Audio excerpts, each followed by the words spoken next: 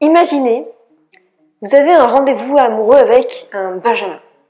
Et là, ça se passe bien, il est beau, il vous plaît.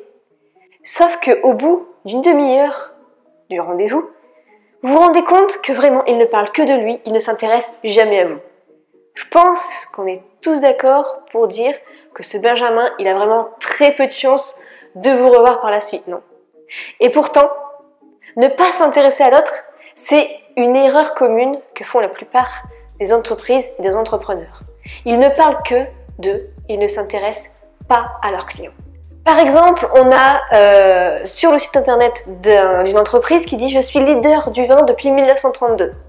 Un autre qui met sur sa couverture Facebook « Je possède 2 millions d'euros de patrimoine ». Un autre qui dit « Je suis financièrement indépendant depuis 4 ans ». Un autre qui dit « Je possède 42 biens immobiliers ». Mais l'erreur à éviter pour vendre, c'est de ne pas parler que de vous.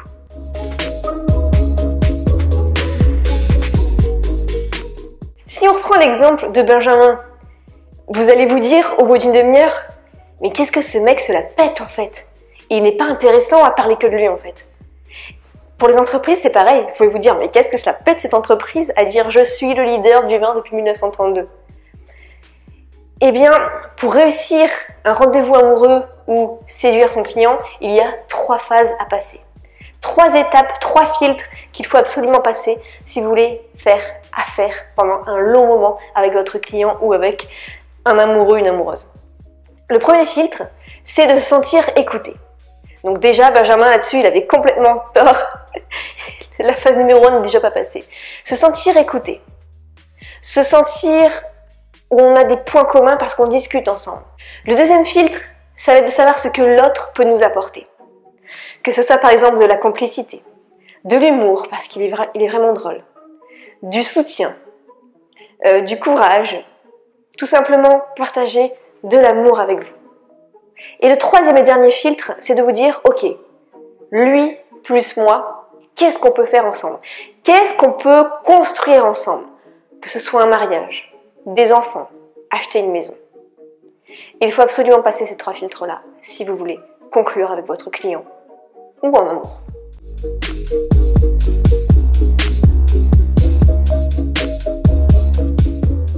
Il y a un concept en marketing qui s'appelle l'IAC, qui est l'indice d'attraction de la clientèle. Quel est le vôtre? Est-ce que vous êtes assez attractif pour attirer à vous une clientèle sans parler que de vous ou soit au contraire être vraiment dans le besoin? Et l'IAC, c'est complètement dans le contraire que le marketing agressif. L'IAC, c'est vraiment le marketing attractif. On veut attirer à nous des clients, comme le font ceux qui se séduisent. Le marketing agressif, pourtant, il y en a énormément qui le font.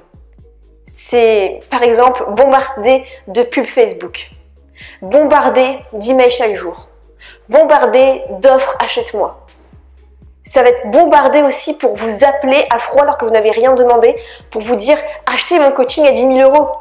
Et vous vous sentez mal parce qu'il y a tellement de techniques un peu malsaines dedans par téléphone que vous dites oui alors qu'en fait vous n'êtes pas vraiment d'accord avec ça. Juste imaginez, on reprend le Benjamin et vous voyez en fait qu'il vous a envoyé un message et il a eu l'accusé de réception, donc il a compris que vous n'allez pas répondre. Et du coup, suite à ça, eh bien, vous allez être sur Facebook et vous allez voir une pub sur Facebook qui dit « Salut, c'est Benjamin, j'ai vu que tu avais lu mon email, mais pourquoi tu n'as pas encore conclu avec moi? Pourquoi tu n'as pas encore répondu positivement ?» Et là, vous dites « Ok, c'est un peu lourd. C'est un peu lourd le targeting. » Ensuite, imaginez, ça ne s'arrête pas là. Il vous envoie un email chaque jour jusqu'à temps que vous cédiez. Là, pareil, c'est encore intrusif.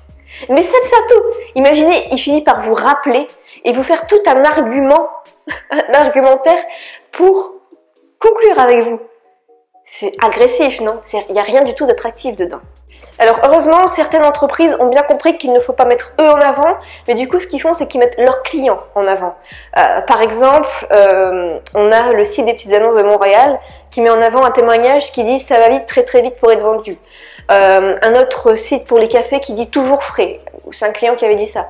Et même sur le livre de poche, parfois derrière le livre de poche, Vous avez des témoignages de journaux, de magazines,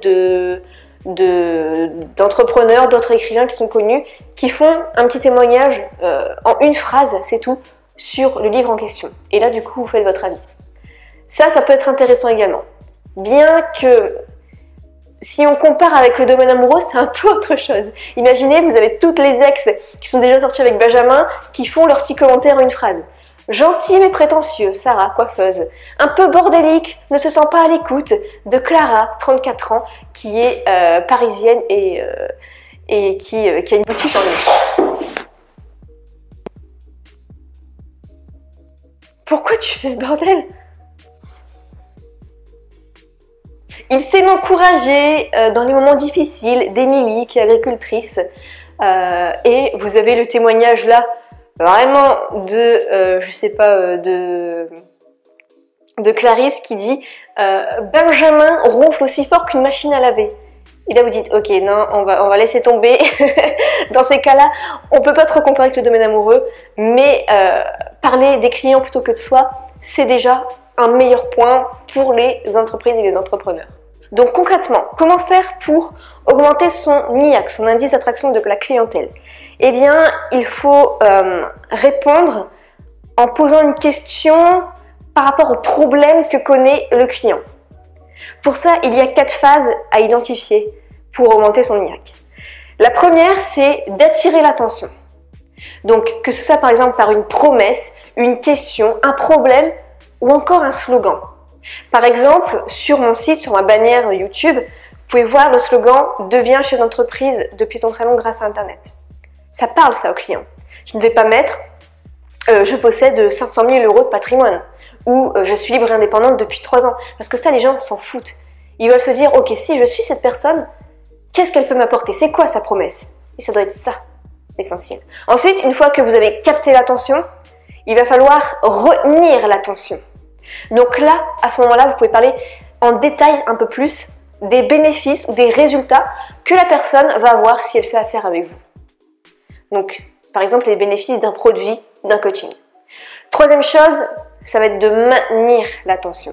Et c'est à ce moment-là que oui, vous pouvez parler de vous pour un petit peu augmenter votre crédibilité. Dire, ok, vous savez, je peux t'apprendre à écrire un livre en 6 mois parce que moi j'ai écrit 2 livres best-sellers en 3 mois. Donc en 6 mois, c'est largement faisable pour toi.